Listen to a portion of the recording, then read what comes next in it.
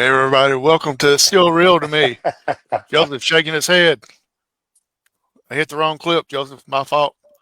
Anyway, Joseph Hughes, the Rabbit Beaver on here. QB1, Randy Cunningham. I'm the Howard Cheney with our special guest tonight.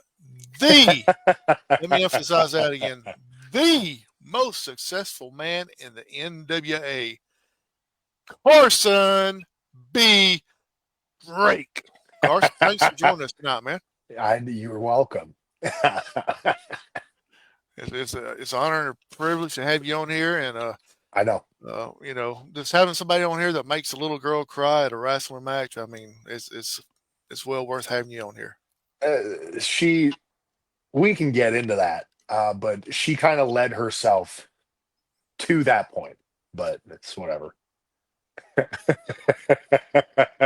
Absolutely. Joseph's still shaking his head. Joseph, do we need to get you some Flexol? Because it seems like you're going to be shaking your head a lot tonight. QB1, ask questions, buddy. Look, I'm just honored to have a Carson Drake on the network. We're very lucky to have you today, sir. Thank you for I taking know. a little time. Uh, Carson, I wanted to start with your Exodus career and where you started. Let's go back to that. I know you're an exceptional athlete. I thought about today, are you wrestling's version of Patrick Mahomes, the young, successful, I going? would say yeah, but like Patrick Mahomes isn't like that good. I also don't watch football. I don't watch anything. I don't do. So I'd say I'm more of this generation's Stefano Riccio, which he's an Italian. He makes briefcases, and they're probably the best in the world. So I'd say I'm like that version of wrestling. Us commoners wouldn't know that term, but I accept that's beyond our understanding. Uh,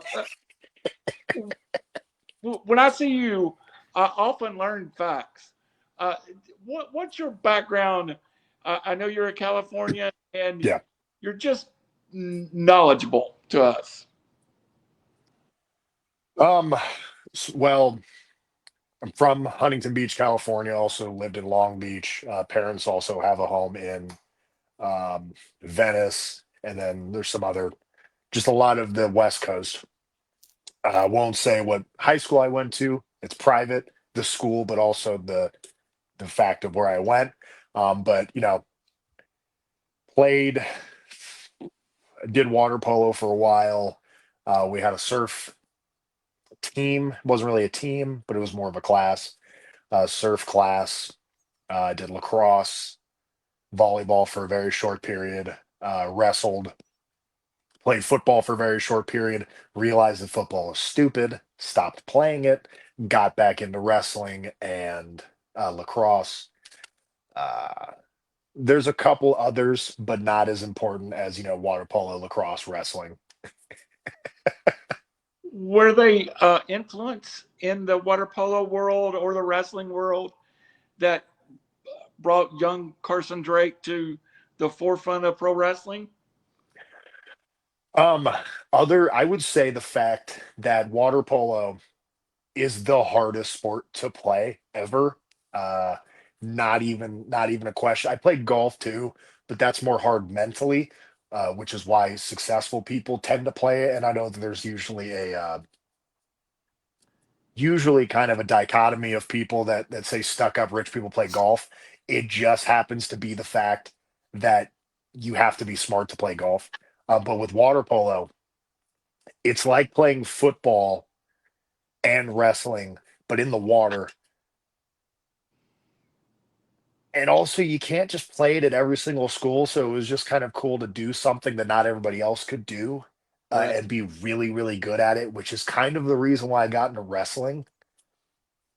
I don't need to do professional wrestling, but it gives me some a sort of satisfaction to know. There's a lot of guys out there who I feel like really stake their whole lives on this.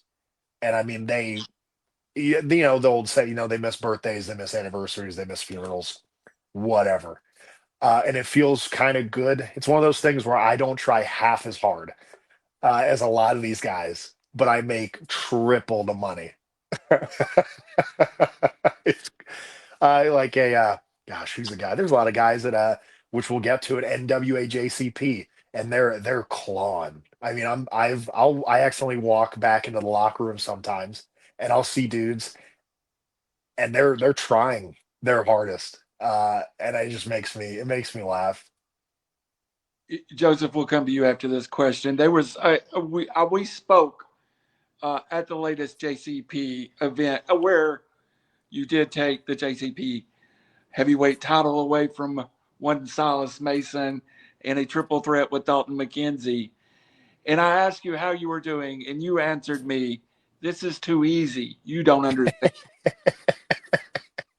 What does the words "it's too easy" to you mean when you say it to me as a reporter? I feel like a lot of people talk about how difficult wrestling is. It's not. I mean, it might be difficult for like people that shouldn't be doing it, but I've kind of came to it very easily. Um, Early on, maybe had some difficult things to figure out, but I figured them out pretty quick. I've also been taught by some of the best people in the world in professional wrestling, so that probably also made it easier. But you could have the smartest teacher of all time, but if you're trying to teach a rock, like, it's just not going to pick it up. But Granted, it's too easy. Joseph, I will give you Mr. Drake to ask some questions. And again, we are very privileged to have such an honored guest here on River City Media. Carson, first and foremost, I want to go back a little bit with the NWA. I want to talk about how you became friends or associates with the Slime Balls. And what type of a dynamic is that with you? Not that this has always been a weird one to explain, and that's why I love guys like Aaron Stevens, because they get it. My entire life, I feel like I'll get with when I was in high school, middle school, early college, whatever. Getting with people, women, friends, whatever it may be. There's this energy of, are they with me just because of who my parents are, the money, and not just me, which is not the easiest thing to kind of go through. And people just don't really get that. It's more of a judgmental thing. They think there's no problems that come with along, being successful, having a successful family. But there are things like that. So when it comes to people like the slime balls,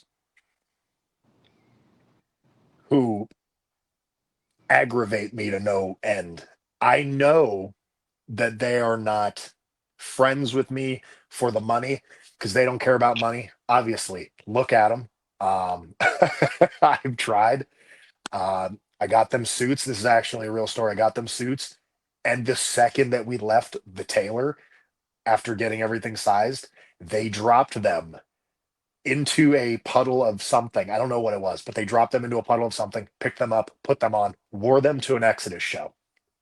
But it's that. It's one of those things where there's not, what's the phrase? You keep your circle small because you don't know who's actually in the circle. So with guys like the slime balls,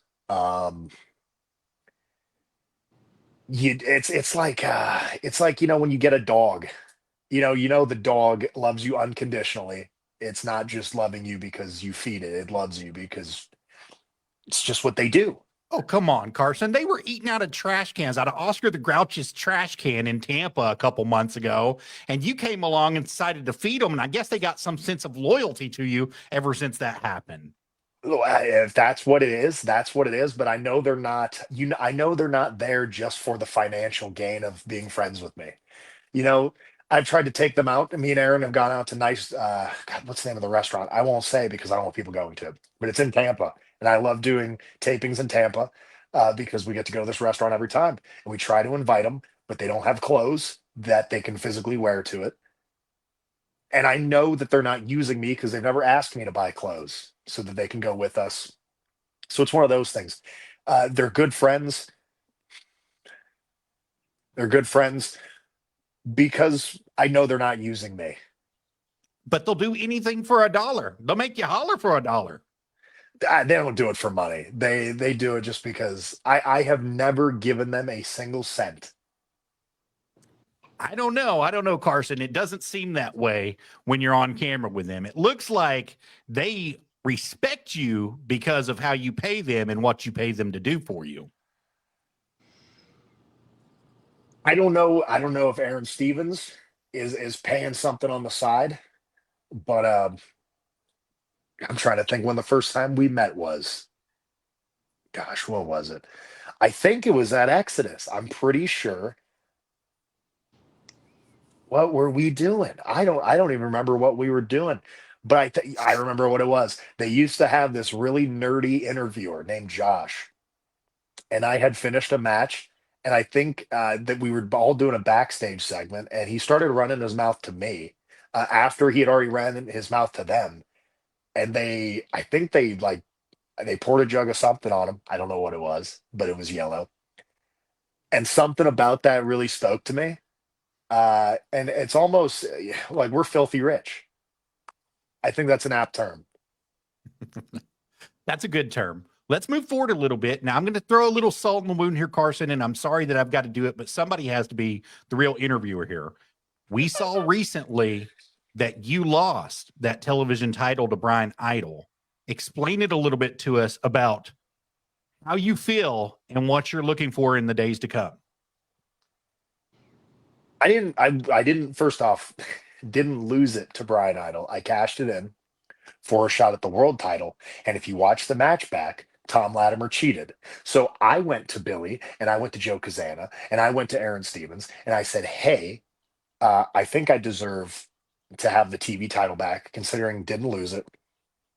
Tom Latimer cheated. And they said, no, you're going to have to wrestle for it. And I said, fine, whatever, I'll do it. So they put me in a match with Brian Idol for the TV title. Not only did Brian Idol also cheat the same way that Tom Latimer did, when I went back again and asked for a shot again for the title that I didn't lose, that I relinquished, uh, they said no.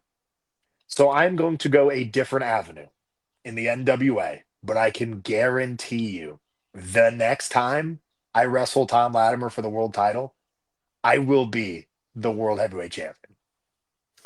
Carson, I don't know how the viewers can trust you, especially when you want to beat up pastors like Pastor CeeLo at Exodus. I don't. What does he believe in? I don't even understand exactly what his whole faith is. Yeah, we just wrestled at Exodus, and I told everybody we shouldn't. I'm still tired. First off, I have a briefcase. I don't have it here. It's with Aaron again. But I have a briefcase for a shot, #1 contendership for the NWA Exodus Midwest Heavyweight Championship. And I keep telling them I should just get a match with Dante. I don't even want to cash it in, but I will. But they put me in there with CeeLo and Bobby Slam, shut up. And they put me in there with CeeLo, a man who, I don't know what he believes in. But he must get Bobby Slam. That suit in your picture doesn't fit you. But no, CeeLo clearly does not have enough faith in himself, because if he did, he wouldn't have accepted the match first off. And you choked him out. I know. Choked him out. You about broke his neck. He left in a cast. I know. It's insane. And you'd think for somebody who wanted to, stop being a pastor never even met her, who wanted to stop being a pastor and start being a wrestler, you'd think they'd learn the fundamentals of being able to reverse a sleeper hold, but he didn't. And in fact, and actually this is true, I started taking jujitsu. I'm already a blue belt. It's pretty sweet. And I learned that. And I've already claimed my first victim with it, which is crazy. Speaking of victims in World League Wrestling, where you are currently the heavyweight champion, you What a faced surprise. one Camaro Jackson not too long back and defeated him. But some would say that's kind of a slippery little slope of a victory you got. What would you say to that? I don't understand how it's slippery. St. Louis, it was dry. It was dry heat. It's weird. I said I was going to come in and I said I was going to beat him for the WLW title. So I came in and I beat him for the WLW title on the first shot. And I don't understand where the problems came from, but I continue to I keep doing that where I say I'm going to do something and then I just do it.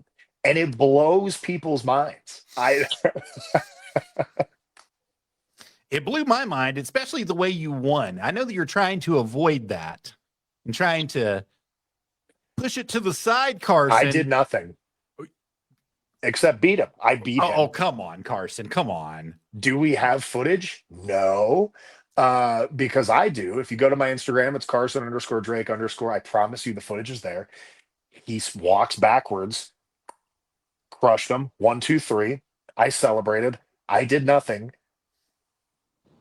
wrong. I didn't pull his hair. He doesn't have any hair to pull. I didn't poke his eyes. I didn't cheat. I did nothing wrong.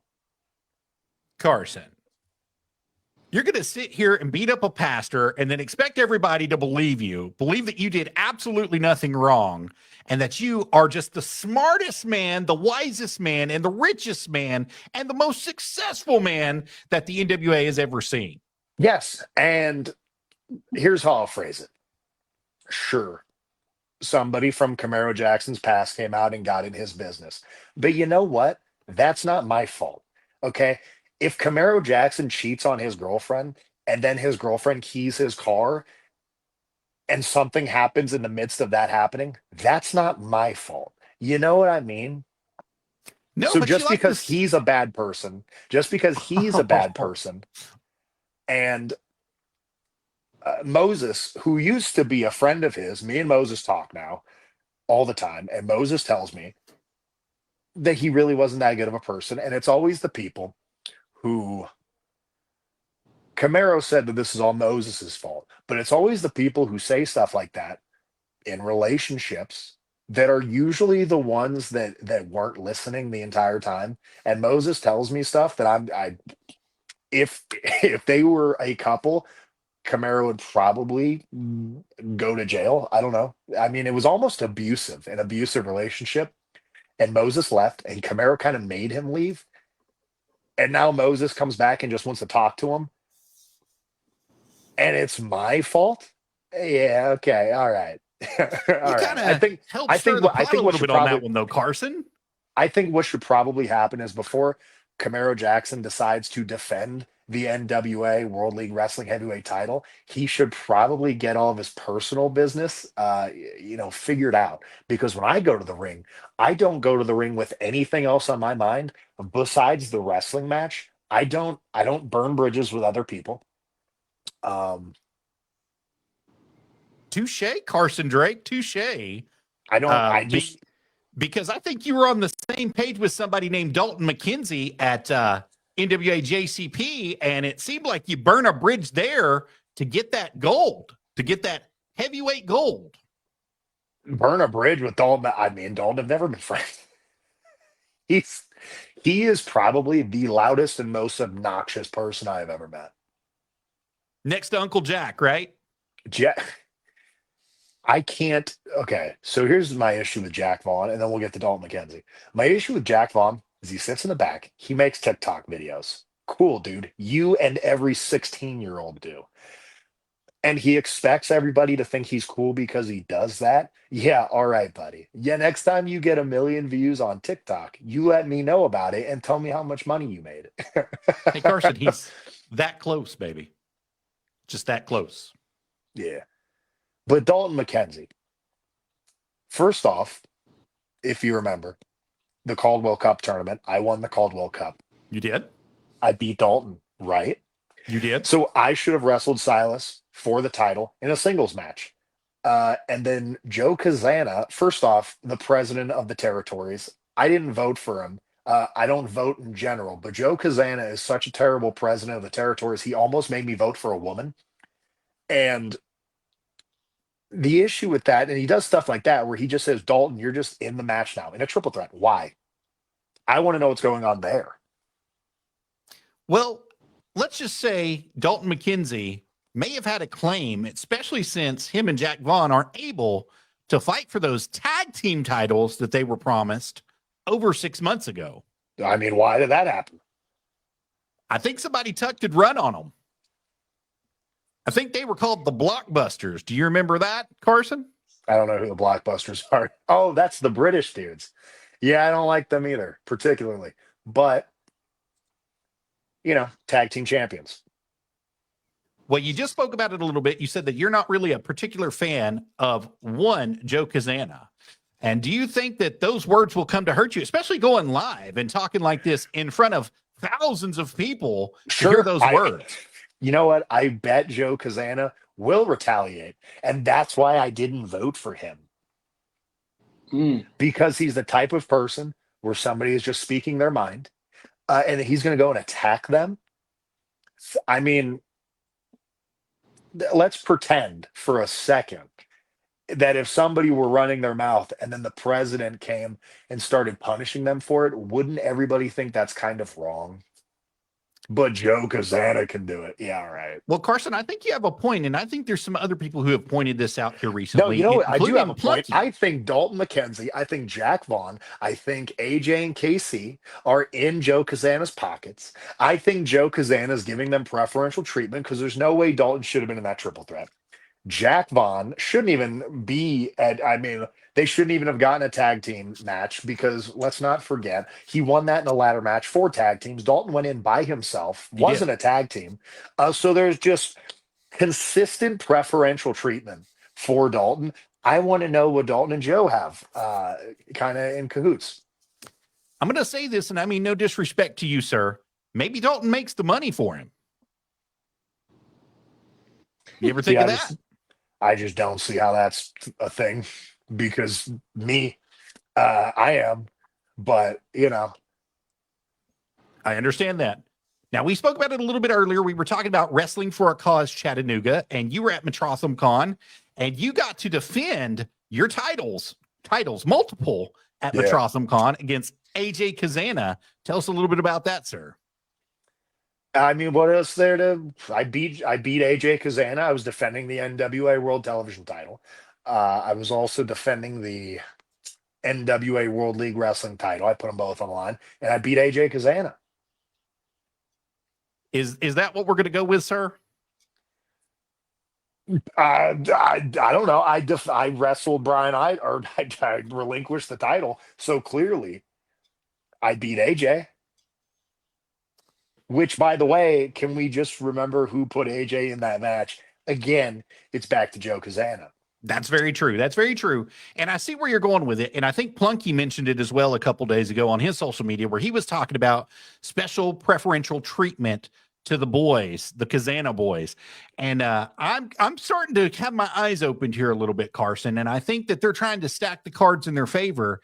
And I think that they believe you're weaker prey than the Thrillbilly Silas Mason was. And they're trying to get those titles back into one of the Kazana's hands. That doesn't make any sense. How am I weaker prey than Silas when I won? Not only did I beat Silas, I beat Dalton. So Carson, they're going to have to use your mind to beat them. They have to beat Dalton. They need to beat Silas, and then they can come fight me. I don't think they could. I mean, I'm sorry, Joe. I apologize. I know I'm throwing this out there and I'm just throwing you under the bus. I don't think that they could beat the Thrillbilly Silas Mason. I don't think that they could have been put in a match, a three-way match like you were put in to win. But you had something on your side. You got that mind, baby. It's a miracle mind that you've got.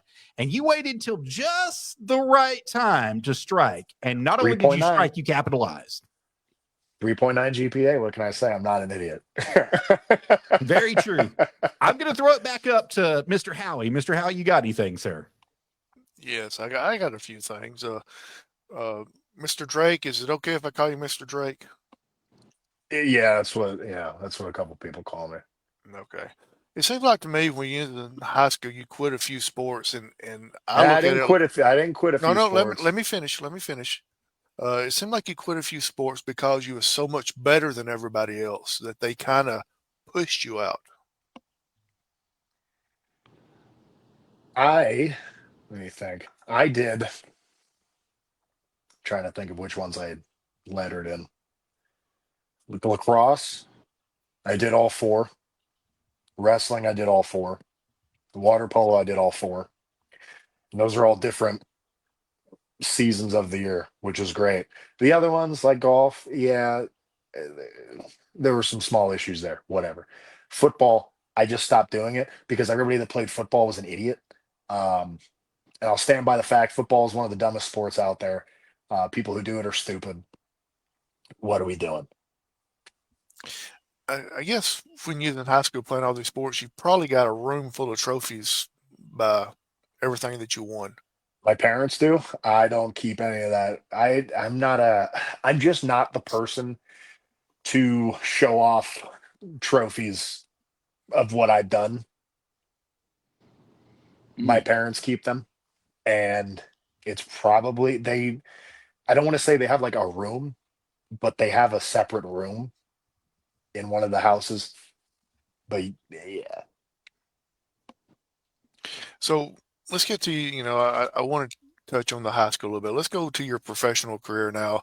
Knowing that every time you go into a match, knowing that it's you against everybody and they're going to do whatever it takes to win, to beat you, how does it feel knowing that you got to basically have your head on a swivel for every match? well, it sucks, and thank you, because I feel like whenever I go out there, I feel like the referee is against me.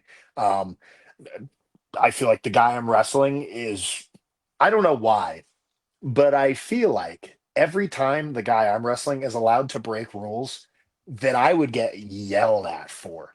And this happened in school all the time.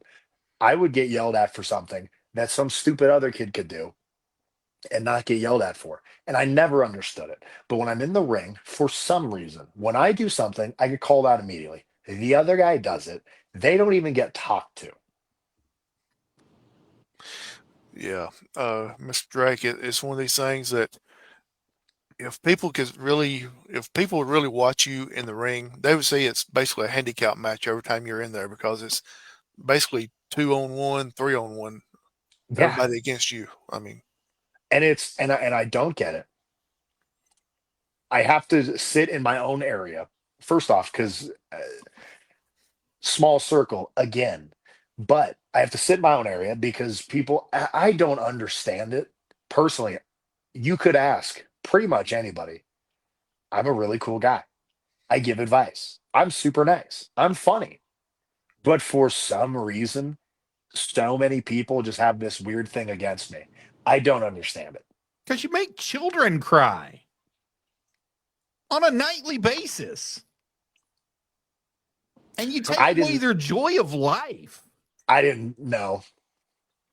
I'm Come sorry on, Carson. you're being treated What like this, Mr. let's Drake. okay, what was the scenario? Give me the scenario. Well, let's talk about Con. There was a nice little girl that came to you and asked you for an autograph, and you said some pretty hateful things to her and made her cry. First off, on that, she asked me, and I said, money. And she said, I don't have any. And I said, that's crazy. And I forget when did we start allowing for people to just get stuff? Mm. I don't if I came over to your I don't know, what do you call it?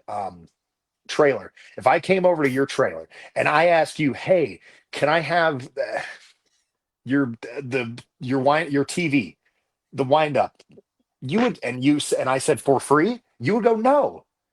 But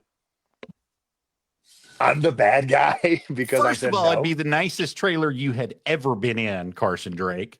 And you would even admit I that when don't you know. walked I through. don't And know. secondly, We've been to if I Dothan, had Alabama. royalty like Carson Drake come into my trailer park, there would be no abscess of people being around you to try to get stuff from you.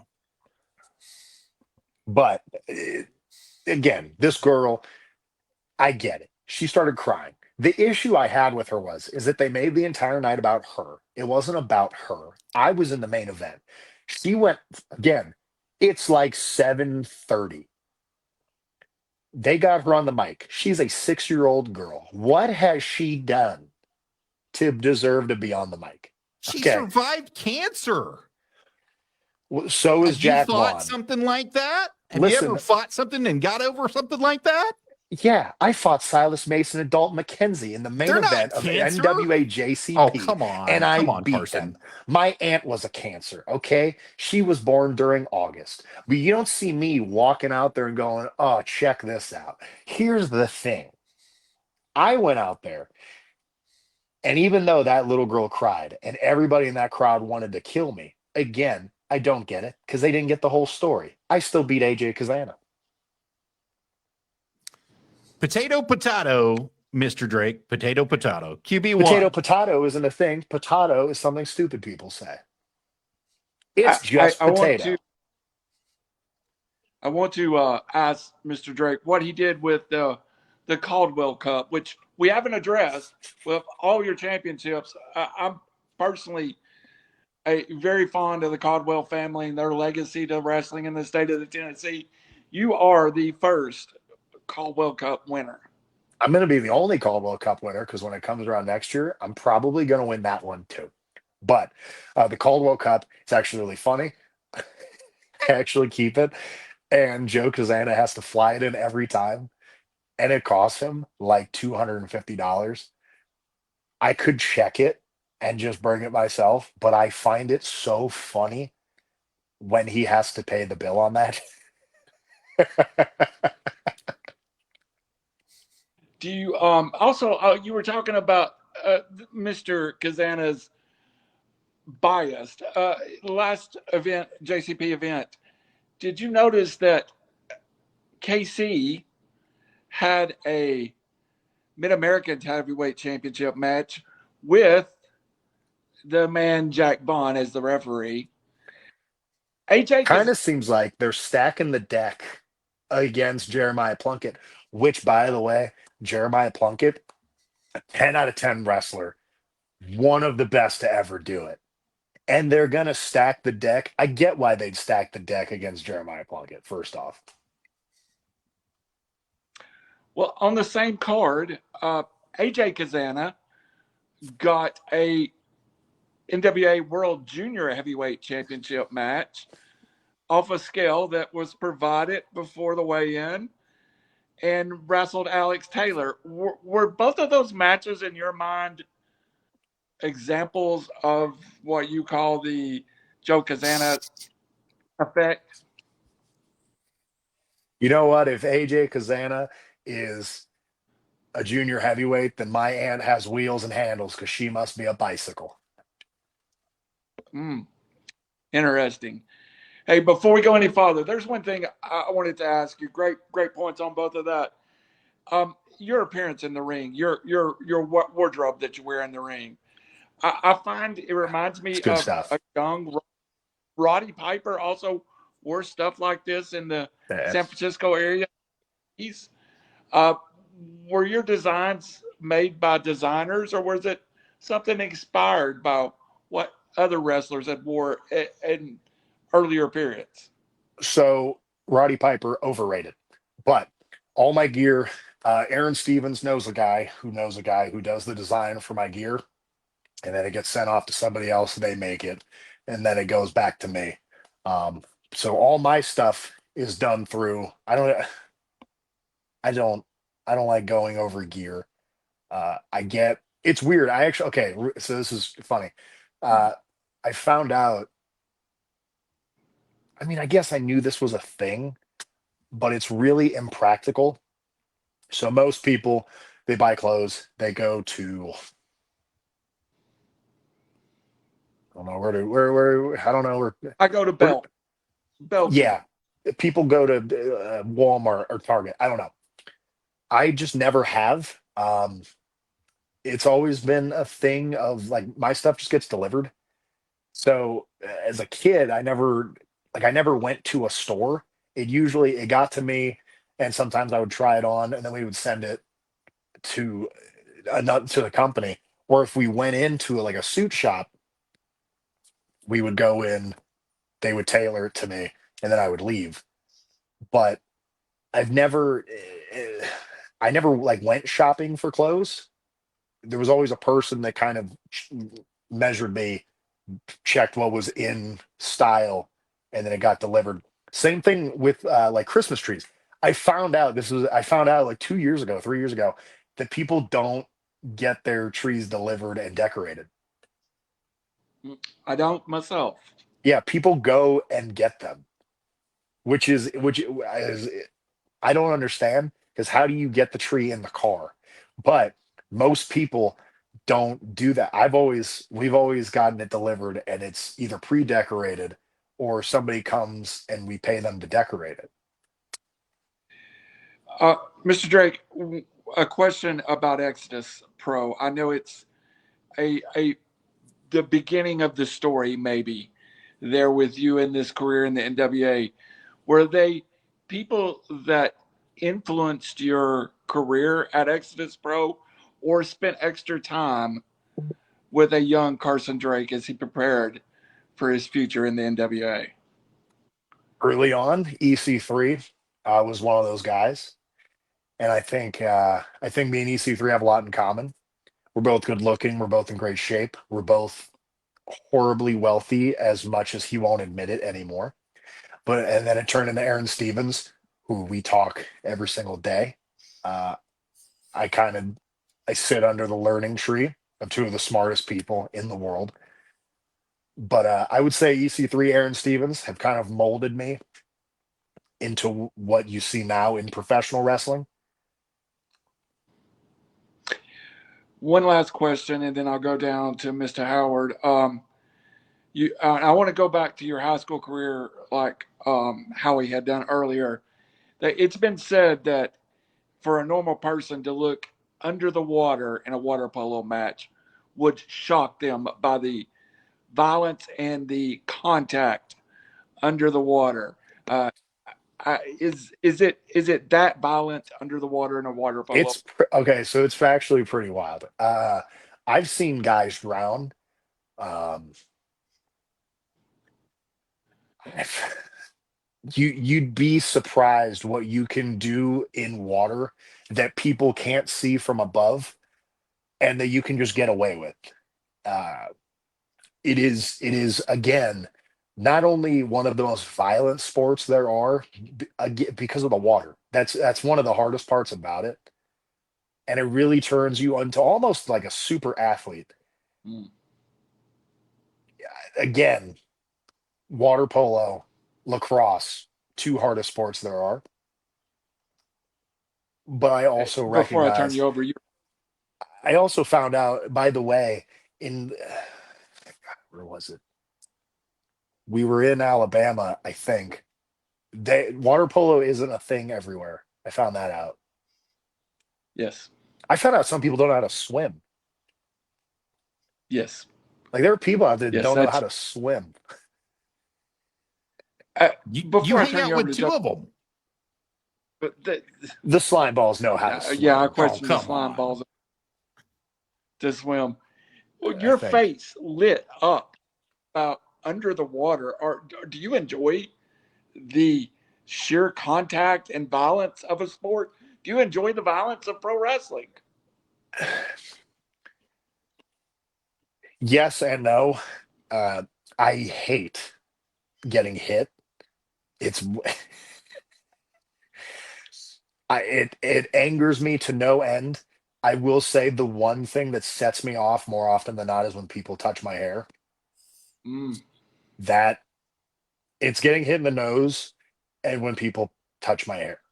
And I can't stay. One time, Tommy Slimeball, as a joke, we were in the back, and he just messed up my hair, and I broke his nose, and I felt bad, I guess, but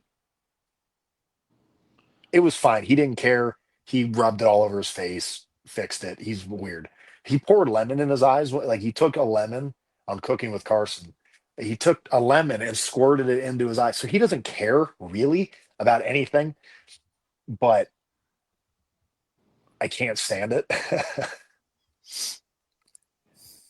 Joseph, I'm going to turn it over, but Mr. Drake, I think we've seen almost pleasurable, sadistic side to your personality when it comes to certain activities.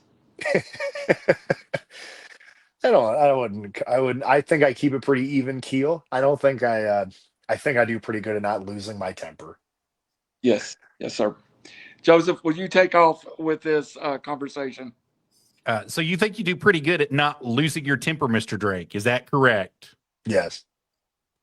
How did you beat a pastor? What did you do to him mercilessly inside the ring? You about broke his arm, if I do recall correctly. I think it's because he touched your hair too. If he touched a man's hair, he asked for it. I didn't break. If you watch it back, I had him in a key lock, super normal hold. He got to the ropes. I let it go. And again, I would watch what you would say here, Mr. Drake. His lawyer is watching, so you better watch what you say here. You had him in the key lock. He was sweaty. And he's reaching for and he grabbed the rope. Yeah. And then as I let go, because the ref's counting to 5, and I let go at 3, he pulled himself forward. And there are common things, okay? Like if you're in a chokehold, you're taught not to, go forward. You're taught to try to get your hands under it. And if you're in an arm bar, you're very obviously taught don't pull away because you're going to pop your shoulder out. It's not my fault that he's not educated in what you're supposed and how you're supposed to do it.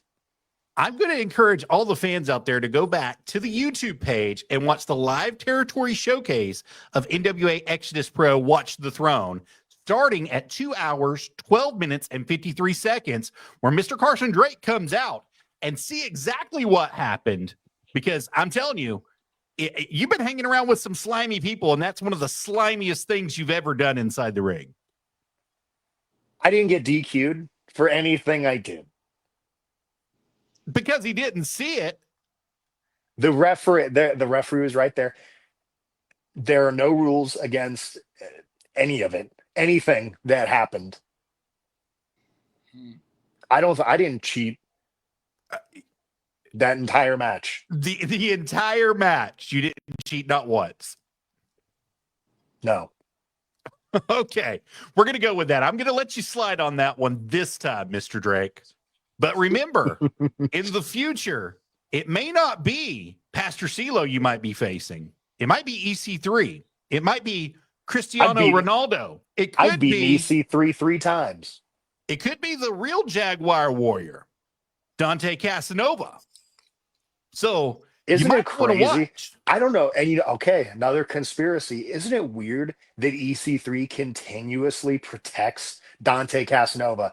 I have tried to cash in 4 or 5 times, and every single time one person has came out and saved Dante, and I don't know why he continuously tries to protect Dante, or why you would want a champion that needs to constantly be protected like that. Personally, Dante Casanova, even though he's a Jaguar, I think what's the phrase about trying to bite something that's too big? Very true. Very true. He keeps trying to do that.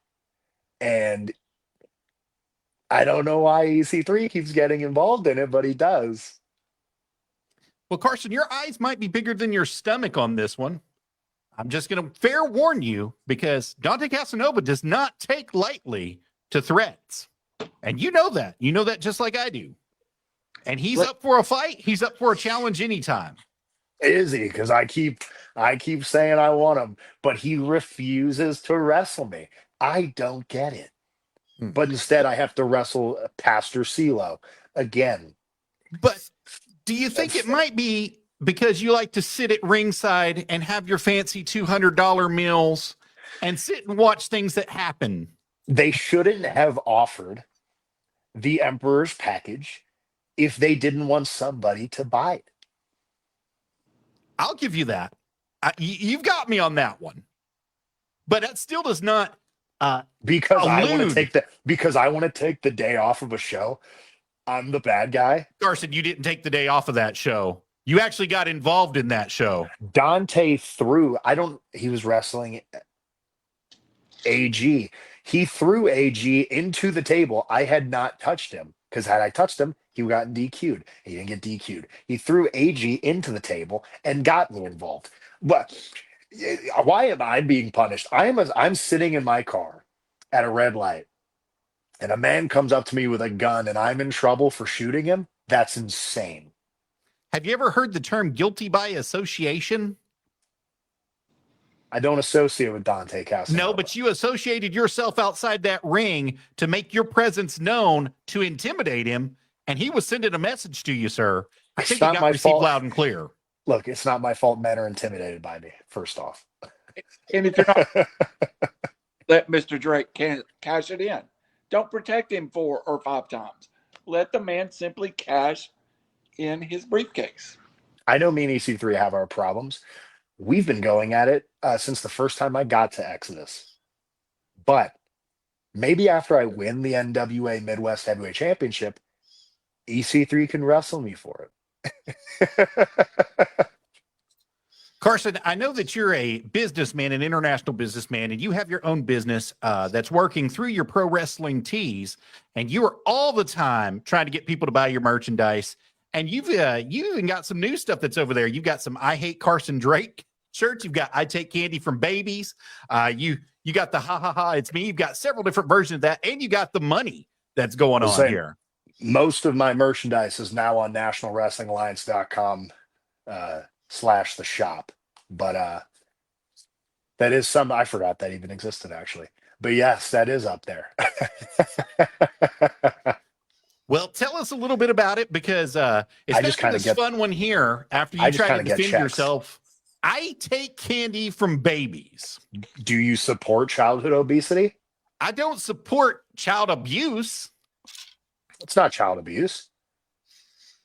Children in America are heavier and fatter than ever. So me taking candy and sweets and high processed sugars from children, I don't understand how that's a bad thing. All right, Carson, I'll give you that one. Mr. Howie Chaney, do you have anything, sir? I don't know what you're thinking, Joseph, but this man has made a lot of sense tonight. Complete. Again, it's one of these weird things where I get attacked for nothing. Maybe it's because people don't understand, and that's fine. But I'm a good person. For nothing. You lie, cheat, and steal your way to the top just about in every promotion. And I got to give it to you. You're one of the smartest and brilliant men in all of professional wrestling. But my God, if you cheated anymore, you'd be Eddie Guerrero remade. That's not, first off, Eddie Guerrero, super overrated. I actually had a conversation about this. Who was it with? Whoever it was with. Eddie Guerrero, super overrated. But, yeah.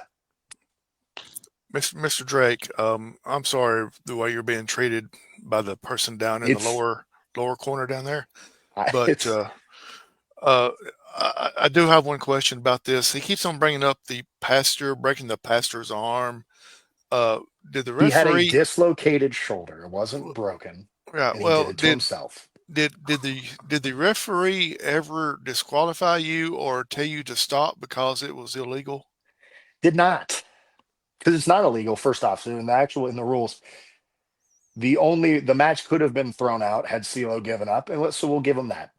Dislocated a shoulder, but he kept going. I mean, that could have happened any time. In any other format, he could have punched me in the face and dislocated his own shoulder.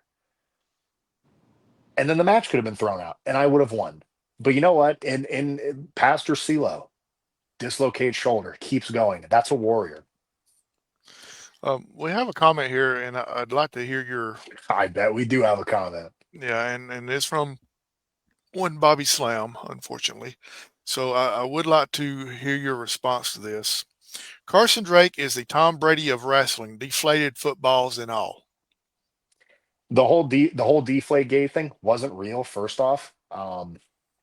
Isn't it weird how the best always get accused of doing something? So yeah, I will take being the Tom Brady of football or of wrestling because I am the best. And Tom Brady is the best football quarterback of all time. I don't watch football, but I follow it enough to know that. The whole Deflategate thing, don't actually think that was real. I think people just accused him of it. But if,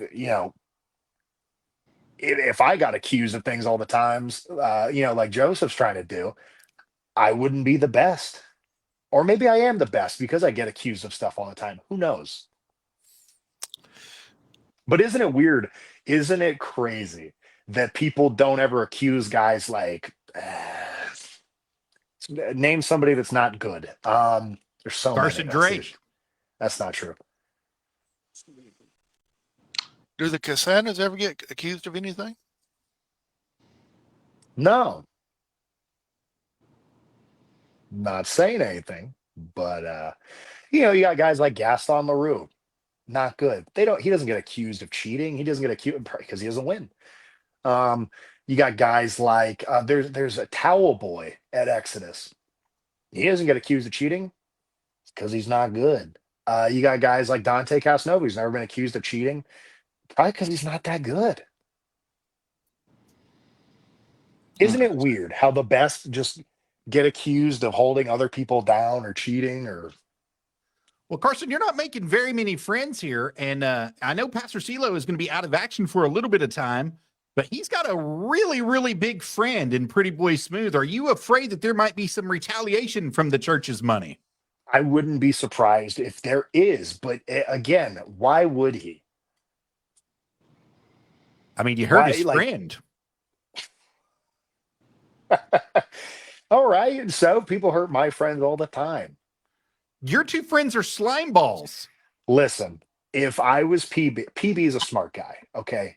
He actually has a scholarship grant that he offers out. So he's a well educated guy. He's smart enough to know not to mess with me. All right. My, I my don't buy it. question, He is a highly intelligent man. He is well educated. He's not stupid. He knows better. my question is: this is wrestling. Isn't wrestling supposed to be a sport that you hurt people? I don't even like to think of it like that because I think at the end of the day that there's a camaraderie between us. So with guys like CeeLo, it's honestly a tragedy that happened. I've actually never been injured, which is really cool. But it's honestly a tragedy that happens. And you have some Neanderthals out there that go out and try to kill the guy that they're wrestling with, which I think is wrong. He's right Because here on the screen. to me, it's a mutual kind of sport, and we all have families. We all want to get home. We all want to go do other things. So when you do have these guys that go out there and they really try to hurt somebody, um, I almost find that deplorable. And it's people like that should get kicked out of wrestling. Gosh, like who's somebody that's dangerous and tries to hurt people? Like Lord Crew, he's out there. I don't know if you guys follow, CTE and all that, but Lord Crew goes out there and he's decking people. He's throwing spin kicks, unprotected shots all the time, and he just does it, and it's dangerous, and it could hurt people. You have guys like Dalton McKenzie who go out there and they pick dudes up, and then he slams them down, or he, gosh, he dove on me and Silas. That could hurt one of us. And it's guys like that where it's like, what are you doing? If you're good enough in the ring, it seems like that you wouldn't have to worry about getting hurt. Do you think when guys fight in the UFC, they go out there and they try to kill or hurt the guy that they're fighting against? No, it's more about winning. You don't, it's these, God, there's so many people out there. Like Dante Casanova, if you watch that, the match at Exodus they just had, he tried to hurt the slime balls. And although, that's a guy like that who's not in control of his emotions, who is in it for himself, and he's trying to hurt them. And it's like they have people to get home to. It's insane. Mr. Drake, before you hit the ring, is there something, a ritual or a superstition that you have to do before you hit the ring?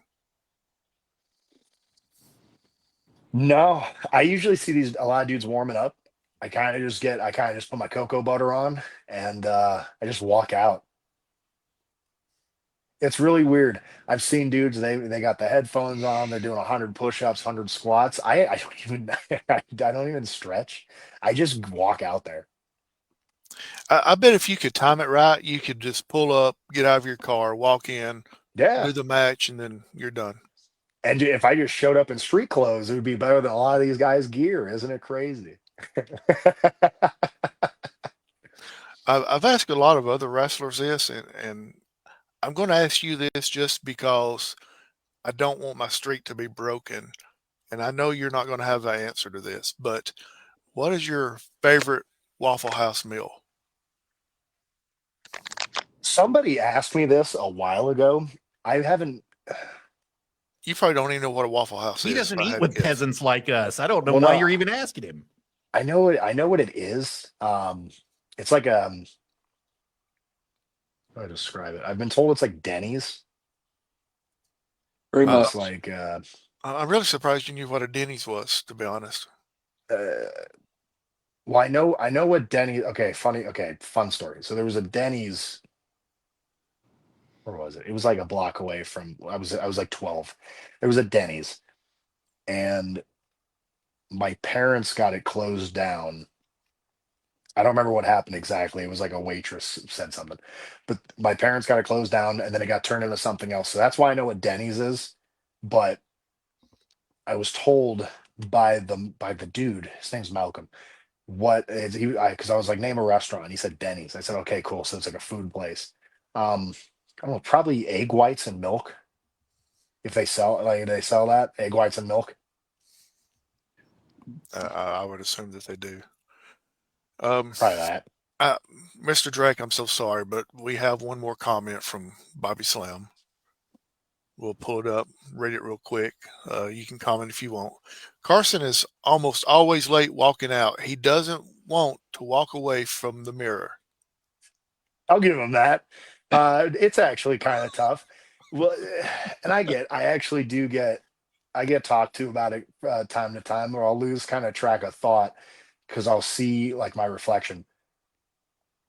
And other than just the fact that I'm really good looking and I'm looking at myself, I also just try to make sure that like everything's looking good. Like I haven't looked at the three of you this entire time. I've just been looking at myself, and I've been told you're not supposed to do that, but it's really, really hard when you look like this.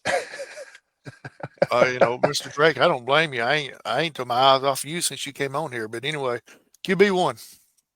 Hey, I just have one question for you, and thank you for your time, sir. And we appreciate you being here. And I think Joseph has brought up some good points. You've opened our eyes to some new visions of the things as fans we assume. But I want to ask you about the 10 pounds of gold, the last target, the ultimate target, I think, for Carson Drake, and that is it, Tom Lattimore. Uh, is that the final piece to your puzzle to represent the NWA as the world heavyweight champion? Yes, I will say I make a pretty big deal out about just making money, whoever makes the most money. But something like the NWA World's Heavyweight Title is beyond money kind of measure. Not only if you win it, do you make more money, which is pretty sweet. But winning that also means that you are the best professional wrestler in the world, and it would be amazing to win it and then be able to see people who also say they're the best, and I can just go, no, you're not, because it's me. Excellent point. The NWA World's Heavyweight Championship is the title and always has been the title. And if there's one thing I want hanging above my bed on the wall, it's that. That would be the one trophy you would keep within. I would keep in my house. Yes, I would assume. Joseph, I'm going to turn it over to you, and I think your banner has been excellent tonight. But I think Mr. Drake has opened many, many eyes here tonight too. Mr. Drake, I would have to agree with you. I think the 10 pounds of gold is the premier title in all of professional wrestling. And it's the one that everybody wants to have. And it's eluded so many people along the way. And I think that you adding that to your collection of titles would actually be a complete circle for you and would fulfill your destiny as being one of the greatest in all of professional wrestling. And I do hope that you get there someday. I don't think today, maybe not tomorrow, maybe at 77, who knows? And that's one thing we haven't talked about, but let's talk about this real quick. If anybody out there is looking to book Mr. Carson Drake with your busy schedule, how can they go about doing that, sir? They can message me on Instagram at Carson_Drake_. You can message me on Facebook. It's just Carson Drake. I mean, I'm the only one. You can also email me, but my email and contact and all that is in my bios and all my work stuff. You can also catch me on Roku every single Tuesday, as the NWA just moved to Roku. That's correct.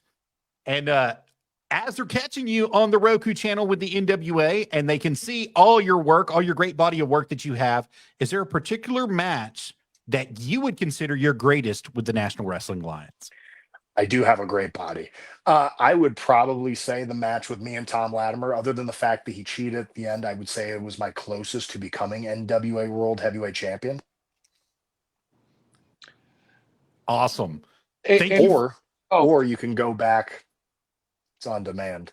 The first episode that ever aired on Roku, me versus Brian Idol for the NWA World Television Championship, which I personally think it's pretty sweet. That's a fantastic match. I have to ask you about one other person that you may know that has been in your circles before we get off here. And that's Mr. Jordan Clearwater. He's kind of been absent about a year now from the National Wrestling Alliance. We haven't seen him in hardly any action. And I know that he grew up somewhere around you near Huntington Beach. Are you kind of close with him? What's going on? Do you know? I do not. I don't think I have personally never met him. That's rough, because I believe you got the title. Correct me if I'm wrong. I believe you won the title. I know he held the NWA World Television title. I've personally never met him. It would be a lot of ego for one room. True. But no, I know he did. He did a bodybuilding competition, I believe. But since then, I'm not sure. Would that be a match that you'd be interested in ever?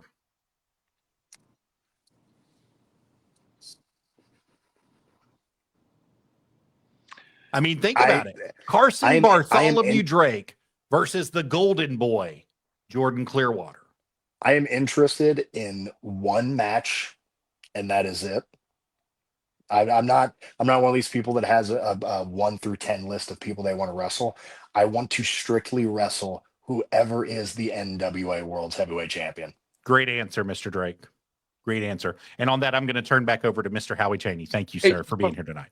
Father, to honor Mr. Drake's appearance tonight, we are posting the Tom Lattimore match from YouTube at the top of our page, and that's where it's going to set for the next week. If you would like to see Mr. Drake in action, please come to River City Media, as we will post this and pin it, and it will be there for your consumption. Back to you, Howie. Thank you, Carson, very much. Absolutely. Yes, thank you, Mr. Drake. Sorry that two-thirds of the host here was understanding what you're saying, and the 1/3 didn't have a clue. Come on, Howie. So, Mr. Drake, before we let you go, you have any closing remarks? And your hair looks fabulous. I know. The only thing I'd really close with is this Saturday is NWA 77 in Huntington, New York. You can either be there or be a loser, whatever. But you can also catch the NWA on Roku every Tuesday. It's also on demand all the time, for those of you that don't know what on demand is. You can also catch NWA on YouTube at National Wrestling Alliance, obviously. Again, My social media handle is Carson_Drake_. Gosh, where else? There's so many events. Hey, that's me. You can also watch NWA Exodus Pro on YouTube. You can also watch the NWA JCP episode where I won the NWA Joe Kazana Southeastern Heavyweight Championship today on YouTube. You know what? We'll pin both of those matches up, sir. We will double pin at the top to recognize Carson Drake's greatness. So, Mr. you know Drake, Mr. Drake, one last question for myself, and then we will let you get out of here. How does it feel walking into a room and all eyes being on you? It's at this point, it's normal. It's kind of been a thing my entire life. I'm one of those guys that just kind of has that energy where you see them, and you just can't help but go, wow. Pretty normal though. I think it's, instead of wow, I think it's more like, damn. Not a big Ron Simmons fan, but I get it. So, for our special guest, the most successful man in the NWA, Carson B. Drake. For Joseph Hughes, for QB1, I'm Howard Chaney. This is still real to me. Thank you, everybody. Good night. Good night, guys.